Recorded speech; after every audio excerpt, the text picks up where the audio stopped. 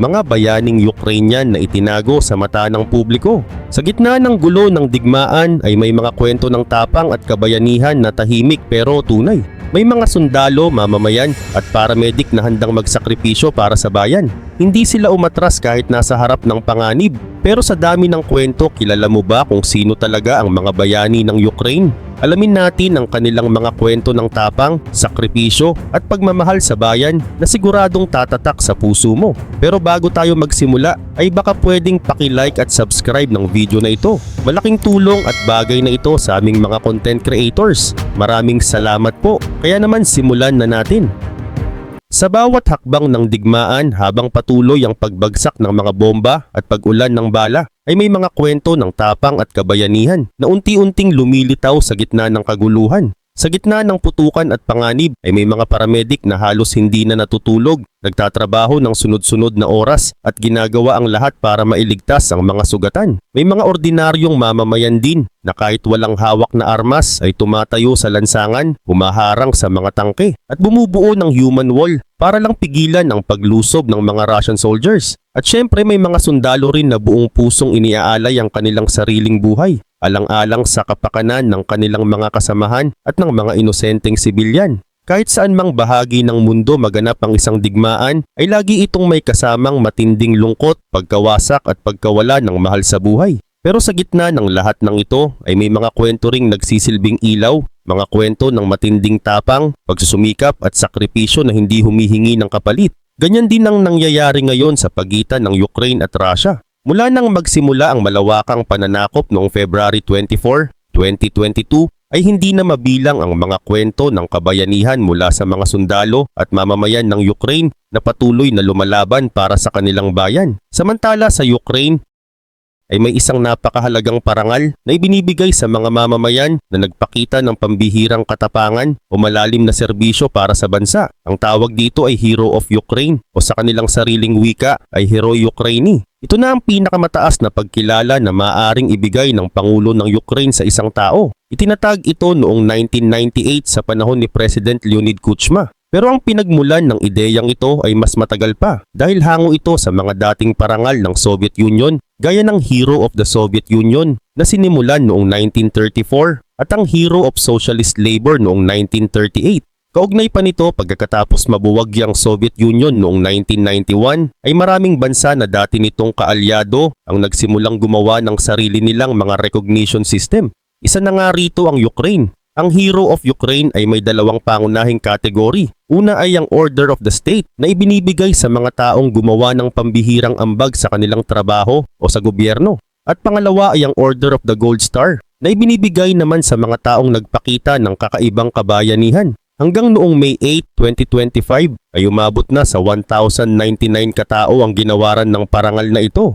Sa bilang na yon ay 603 na individual o halos 55% ang ginawaran simula nang magsimula ang digmaan. At noong 2022 ay 196 ang binigyan ng parangal, sumunod ay 143 noong 2023, 162 noong 2024 at 102 naman ngayong 2025. Karamihan sa mga ito ay pinarangalan dahil sa kanilang katapangan sa pakikipaglaban o sa malaking papel na kanilang ginampanan sa pagtatanggol sa kanilang bayan. Gayun din naman isa sa mga pinakatumatak sa puso ng mga tao ay ang kwento ni Oleksandr Matsievsky. Noong March 6, 2023 ay kumalat sa social media ang isang video na nagpapakita ng isang Ukrainian soldier na pinatay habang hawak ng mga Russian.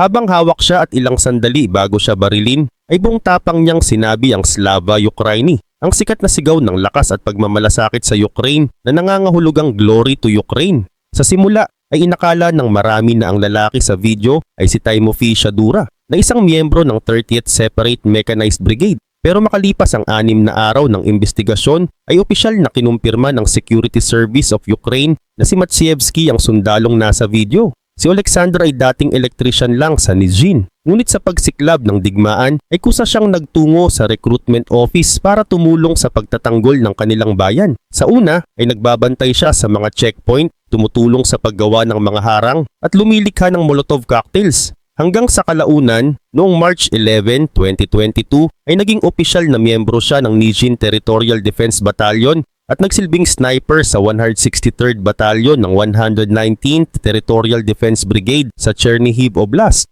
Karagdagan pa dito, noong December 29 ng taon ding yon ay nakatawag pa siya sa kanyang ina at sinabi ang mga salitang hindi niya kailanman nilabag, "Hindi ako susuko kailanman." Kinabukasan, December 30, ay kasama niya ang 4 pang sundalo sa isang operasyon sa Soledar. Malaki ang kalaban at kulang sila sa kagamitan at tao. Bandang tanghali ay nawala ang kanilang komunikasyon at sa huling ulat siya ay pinaniniwala ang pinatay ng mga Russian soldiers malapit sa Krasna Hora sa Donetsk Oblast. Dahil sa ipinakita niyang tapang at walang pag-aalinlangang sakripisyo ay ginawaran siya ni President Volodymyr Zelensky ng Gold Star of the Hero of Ukraine. Pero higit pa sa medalya, ang kanyang pangalan ay naging simbolo ng paglaban at pag-asa ng Ukraine. Sa mismong araw ng Armed Forces of Ukraine noong December 6, 2023 ay itinayo ang isang monumento para sa kanya sa Kyiv Fortress National Historical and Architectural Museum bilang pag-alala sa kanyang katapangan. Ngunit hindi lamang si Maciejewski ang may ganitong kwento ng walang takot na kabayanihan.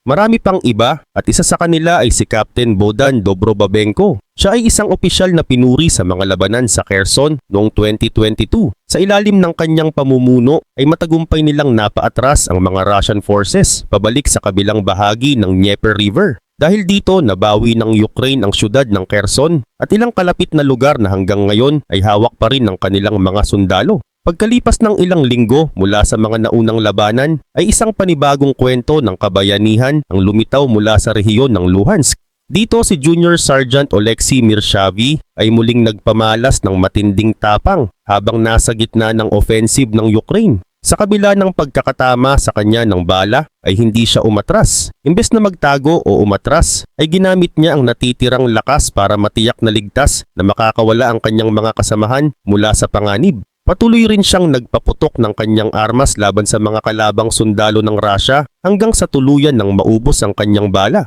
Sa huli ay ibinigay niya ang kanyang buhay upang mapigilan ang paglusob ng kaaway at bigyang oras ang kanyang grupo para makaligtas. Sa halos kaparehong kwento ng sakripisyo, si Junior Sergeant Alexander Kavun ay naging bahagi rin ng isang napakahalagang offensive sa Kharkiv. Sa pamamagitan ng kanilang matatag na operasyon ay halos tuluyan ng napaatras ang mga Russian soldiers mula sa buong lalawigan. Kasama si Kavun sa mga nagpalaya sa mga bayan ng Kupiansk sa Kharkiv at maging sa mga lugar ng Stelmakivka at Novoselivske sa Luhansk. Noong May 13, 2023, habang nasa gitna ng matinding bakbakan, ay agad siyang tumulong sa mga unit na sugatan. Kahit tinatamaan ng pambobomba ang paligid ay naglinis siya ng mga guho at nagbigay ng first aid sa mga sundalong nasaktan.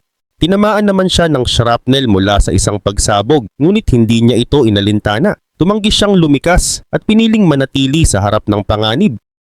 Sa huli ay isang pagsabog ng artillery mine ang tumapos sa kanyang buhay. Dahil sa kanyang kabayanihan ay ginawaran siya ng Order of the Gold Star noong April 2024. Kahit siya ay pumanaw na. Bukod pa rito ang isa pang bayani na nagpakita ng kaparehong tapang ay si Junior Sergeant Alexander Romanov. Sa mga huling buwan ng 2022, sa rehiyon pa rin ng Kharkiv ay pinamunuan niya ang isang maliit na grupo ng sundalo para sagipin ang isang unit ng National Guard ng Ukraine. Subalit naharap sila sa mas maraming sundalo ng Russia. Tinamaan si Romanov sa labanan, ngunit hindi siya umurong. Pinili rin niyang manatili upang mabigyan ng sapat na oras ang kanyang mga kasamahan na makaligtas. Habang tumatagal ang palitan ng putok, ay tuluyan na ring naubos ang kanyang bala at sa huli ang kanyang hininga. Kabilang din sa mga ginawaran ng Order of the Gold Star matapos pumanaw ay si Senior Soldier Dmytro Shpak. Isa rin siya sa mga pangunahing sundalong lumaban sa mga labanan sa Severodonetsk at Lysychansk sa Luhansk region noong tag-init ng 2022. Matapos ang mga labanan na ito ay lumipat siya ng pwesto at nagsimulang tumanggap ng mas delikadong misyon sa rehiyon ng Zaporizhia.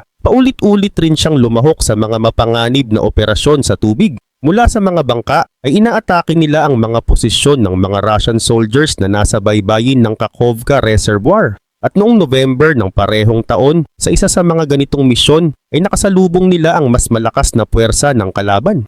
Habang inaalalayan niya ang kanyang grupo na makaligtas, ay tinamaan siya ng bala at agad na nasawi. Marami pang kwento ng kabayanihan ang naitala. Mga kwento ng mga sundalong hindi nagdalawang isip na ialay ang kanilang sariling buhay para sa kapakanan ng kanilang mga kasamahan at ng kanilang bayan. Ngunit isa sa mga pinakatumatak sa puso ng mga tao ay ang sakripisyo ni Vitaly Skakun na isang combat engineer na nagsilbi sa Navy ng Ukraine. Ginawaran siya ng Order of the Gold Star noong February 2022, ilang araw lamang matapos magsimula ang pananakop ng Russia. Noong una pa lang ng pagsalakay ng Russia, ay nakadeploy na si Skakun sa bayan ng Henichesk, malapit sa isang mahalagang tulay na nag-uugnay sa Crimea at sa mainland ng Ukraine. Nang malamang palapit na ang mga armored vehicle ng Russia, ay agad nilang inisip na kailangang sirain ang tulay upang mapigilan ang mabilis na paglusob ng kalaban. Si Skakun mismo ang voluntaryong nagtanim ng mga pampasabog sa ilalim ng tulay. Ngunit dahil sa sobrang bilis ng pangyayari ay hindi na siya nakalayo. At noong February 24, 2022, matapos niyang ipaalam sa kanyang mga kasamahan ng plano at magpaalam ay pinasabog niya ang tulay at kasama siya sa pagsabog. Dahil dito ay napatigil ang pagpasok ng Russia at nabigyan ng sapat na oras ang mga kasamahan ni Skakun upang makaposisyon muli. Ang kanyang kwento ay naging simbolo ng katapangan at pagmamahal sa bayan. Noong buwan ng April taong 2024 ay isang espesyal na seremonya ang isinagawa upang parangalan ang mga sundalong ipinaglaban ang kanilang bansa ng may buong tapang. Ang seremonyang ito ay ginawa upang igawad ang Order of the Gold Star sa mga bagong kinilalang bayani ng Ukraine. Isa sa mga tumanggap ng parangal ay si Captain Alexander Nastenko. Sa panahon ng labanan sa Donetsk Region, noong buwan ng November taong 2023, siya ang nanguna sa isang mahalagang opensiba. Sa gitna ng panganib, siya ang pinakaunang nakarating sa pwesto ng kalaban at agad niyang sinira ang kanilang mga depensa. Dahil sa kanyang matalinong diskarte at walang takot na pagkilos, ay naging matagumpay ang kanyang unit sa pagsakop sa ilang mahalagang bahagi ng lugar na hawak ng kalaban. Kasabay ng pagbibigay ng parangal kay Nastenko ay ginawaran din ng parehong pagkilala si Captain Edward Sabanin. Mula buwan ng March hanggang October taong 2023 ay pinamunuan niya ang kanyang unit sa isang sunod-sunod na tagumpay. Sa ilalim ng kanyang pamumuno ay nagawang sirain ng kanilang grupo ang kabuuang 52 tangke at armored vehicles ng mga puwersa ng kaaway. Isa sa mga sagupaan sa Luhansk. Habang matindi ang bakbakan ay tinamaan si Captain Sabanin ng malubhang sugat. Ngunit imbes na umatras o umalis sa laban ay mas pinili niyang manatili. Binuhat niya mismo ang isang sugatang kasamahan. Nilayo ito mula sa panganib at siya na rin ang nagbigay ng paunang lunas habang patuloy ang putukan sa paligid. Isa pa sa mga pinarangalan ay si Sergeant Ole Fedorov. Sumali siya sa matitinding labanan sa Kherson bilang bahagi ng isang grupo na may mga sasakyang pandigma. Sa kanyang pamumuno ay naitaboy nila ang mga sundalong Russian palabas ng nayon ng Sadki. Noong buwan ng November taong 2022 ay iniutos niya ang pagsugod ng isang combat vehicle sa gilid ng Dnipro River, malapit sa nayon ng Kozatske. Ang lugar na ito ay may mahalagang papel sa galaw ng mga sundalong Russian. Sa pagkakakuha nila ng lugar na iyon ay naputol ang daanan ng ligtas na pag-atras ng kalaban. Dahil dito ay nagkaroon ng pagkakataon ng puwersa ng Ukraine na paulanan ng mga atake ang mga sundalong paatras na nagdulot ng malaking pinsala sa kanilang kagamitan at hanay.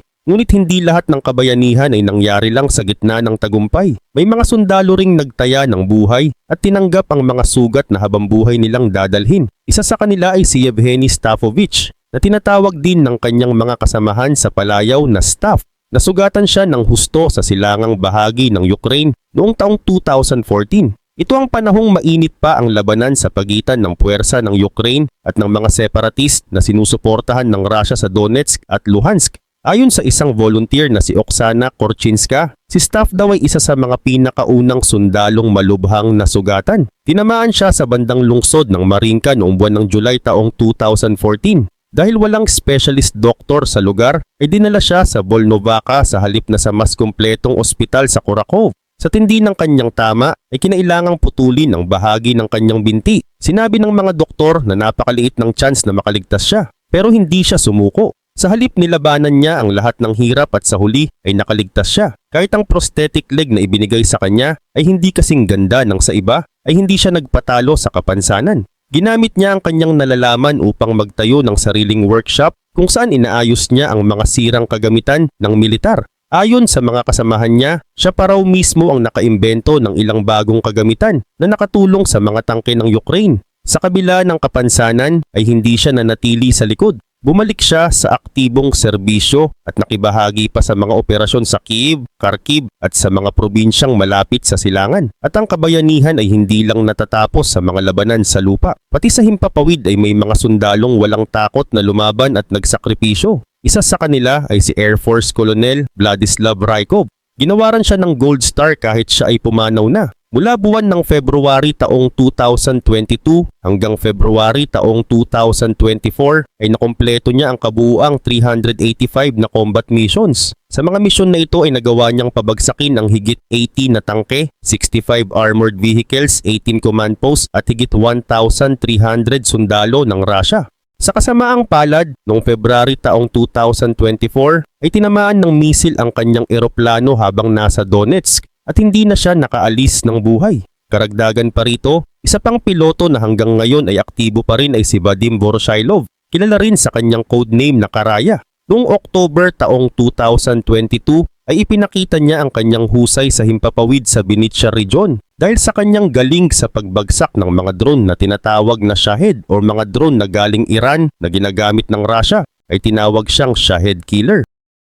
Sa loob lang ng isang linggo ay pinabagsak niya ang 5 drones at 2 missiles. Sa isang laban ay tinamaan ng mga pira-pirasong metal ang kanyang fighter jet. Pero sa halip na agad mag-eject ay nilipad pa niya ito palayo sa mga tao bago siya tumalon. Dahil sa ginawa niyang ito ay nasugatan siya sa ulo at leeg. Ginawaran siya ng Order for Courage, 3rd class. At syempre, isa sa mga pinakatanyag na kwento ng kabayanihan sa ere ay ang tungkol sa Ghost of Kyiv. Sa mga unang araw pa lamang ng digmaan ay kumalat ang balita tungkol sa isang hindi nakikilalang piloto ng MiG-29. Ayon sa mga ulat, siya raw ang nakapagpabagsak ng 6 na eroplano ng kalaban sa loob lang ng unang 30 hours ng pananakop. Lumabas pa sa mga balita na umabot sa mahigit 20 eroplano ang napabagsak niya bago mag-March 1. May ilang nagsabing na shutdown din siya pero nakaligtas, nakabalik sa base at binigyan ng panibagong jet para muling lumaban. Gayunpaman, kinumpirma ng militar ng Ukraine na ang Ghost of Kyiv ay isang simbolo lamang. Isa itong kwento ng pag-asa at lakas ng loob na ginawa para itaas ang morale ng buong bayan sa gitna ng madilim na panahon ng digmaan. Samantala, habang lumilipas ang mga araw at mas lumalalim ang labanan sa pagitan ng Ukraine at Russia, ay unti-unting nalaman ng marami ang totoo sa likod ng mga kumalat na kwento. Isa sa mga pinakakilalang kwento ay tungkol sa tinatawag na Ghost of Kyiv. Sa simula ay marami ang naniwala na isa siyang magiting na piloto na mag-isang nagpabagsak ng maraming eroplano ng Russia. Pero sa kalaunan ay lumabas ang katotohanan na walang tunay na taong may ganitong palayaw. Isa lang pala itong kwento na gawa-gawa. Ngunit kahit hindi ito totoo ay naging napakalakas ng dating nito sa damdamin ng mga Ukrainians. Ang fiction na ito ay naging simbolo ng tapang at pag-asa. Pinatatag nito ang loob ng maraming tao. At sa kabila ng katotohanang ito'y hindi totoo, ay makikita pa rin ang kanyang pangalan sa opisyal na listahan ng mga heroes of Ukraine. Na para bang nangyari talaga ang kanyang mga ginawa. Ngunit sa likod ng katang-isip ay may mga totoong kwento ng kabayanihan na hindi matatawaran.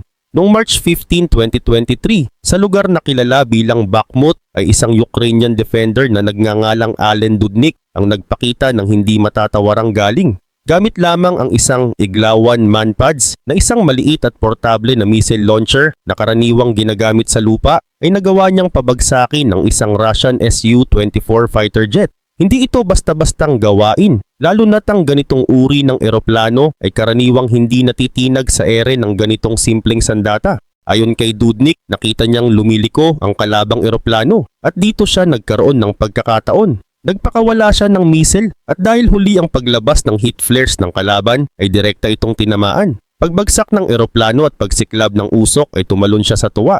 Sabi pa niya, mas masarap pa ito kaysa sa unang karanasan ko sa sex. Ipinakita nito na kahit sa gitna ng digmaan ay may mga sandaling hindi mo inaasahan ang tagumpay at lalong hindi mo malilimutan ang pakiramdam ng tagumpay na yon.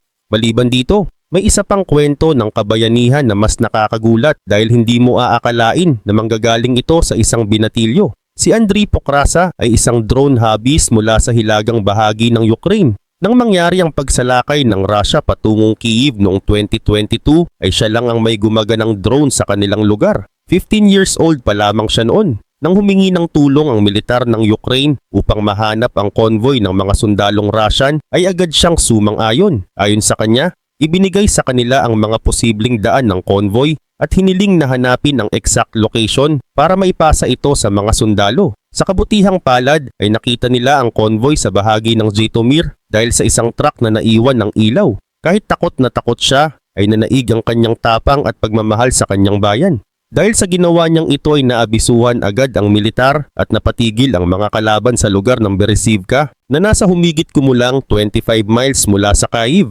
Bukod sa mga individual, may mga pagkakataong buong komunidad ang sabay-sabay na tumayo at lumaban. Isang halimbawa nito ang mga mamamayan ng Koryokivka, isang bayan sa rehiyon ng Chernihiv. Sa unang mga araw ng pagsalakay ay walang takot na humarap sa mga tangke ng Russia ang mga tao ng Koryokivka. Wala silang armas, wala silang suot na proteksyon, pero gamit ang sarili nilang katawan ay hinarangan nila ang mga daan ng mga tangke. Hindi ito basta-bastang desisyon. Mabigat ang kasaysayan ng lugar na ito. Noong World War II, halos mabura ito sa mapa matapos salakayin ng mga Nazi. Mahigit 6,700 na tao ang pinaslang at higit sa 1,200 na bahay ang sinunog. Ito ang isa sa pinakamatitinding pag-atake ng Nazi laban sa mga sibilyan. Kaya nang bumalik ang panibagong banta sa anyo ng mga sundalong Russian ay hindi na pumayag ang mga taga-Koryokivka. Isa-isang lumabas ang mga mamamayan at hinarang ang mga tangke. Hindi sila kinausap ng mga sundalo, pero sa lakas ng kanilang sigaw na nagsasabing, "Hindi kayo makakapasok sa lupa namin," ay napilitan ng mga tangke na umatras. Dagdag pa rito, isa pang kapansin-pansing halimbawa ng tapang ng mga Ukrainian ay nangyari sa lungsod ng Enerhodar. Sa lugar na ito matatagpuan ang pinakamalaking nuclear power plant sa buong Europe, ang Zaporizhzhia Nuclear Power Plant. 3 beses, sabay-sabay na hinarang ng mga mamamayan ang daan ng mga sundalo gamit ang kanilang katawan, mga barricade at kahit anong bagay na pwedeng iharang. Habang papalapit ang mga tangke ng Russia, ay hinarap sila ng mga sibilyan habang inaawit ang pambansang awit ng Ukraine. Sa kabila ng malinaw na mensahe ng kapayapaan ay pinaputukan pa rin sila ng mga sundalo. Sa huli ay nasakop pa rin ng Russia ang lungsod at nananatiling occupied ito hanggang ngayon. Pero ang ipinakitang lakas ng loob ng mga residente ng Enerhodar ay umalingaw sa buong mundo at naging patunay ng tapang ng isang bayan na handang tumindig kahit walang sandata. Bukod sa mga sundalo at sibilyan ay may isa pang grupo ng mga tunay na bayani. Ito ang mga paramedic. Sila ang mga taong hindi humihinto sa pagligtas ng buhay kahit sa gitna ng putukan at panganib. Isa sa kanila ay si Ina Derosova. Siya ang naging leader ng medical service at tagapagsanay ng mga bagong paramedic.